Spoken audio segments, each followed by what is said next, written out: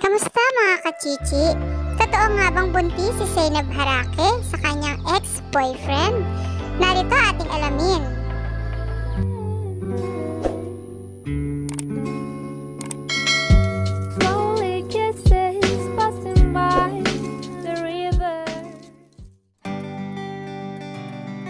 Matapos maghiwalay ng magkasintahang Zainab Harake at Iskaz Takli, ay ito na nga ang ipinalita nilang nagkabalikan na sila noong July lamang.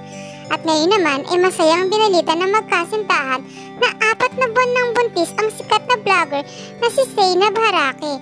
Narito ang kanilang pahayag at pagsiwalat sa pagbubuntis ni Zainab. Maayos ngayon, hindi naman ibibigay sa amin itong baby. August 7 yung nabuntis siya.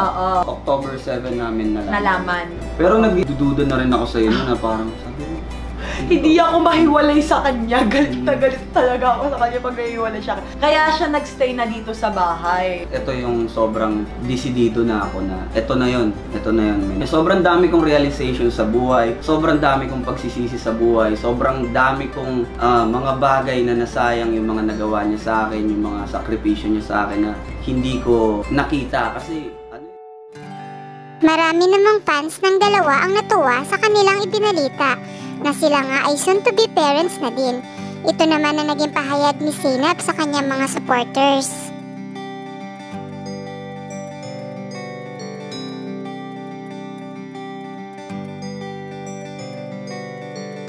Thank you for watching mga kachichi. Don't forget to like and subscribe at pindutin na rin ang bell button para lagi kang updated sa showbiz happenings. So paano mga kachichi, hanggang sa muli!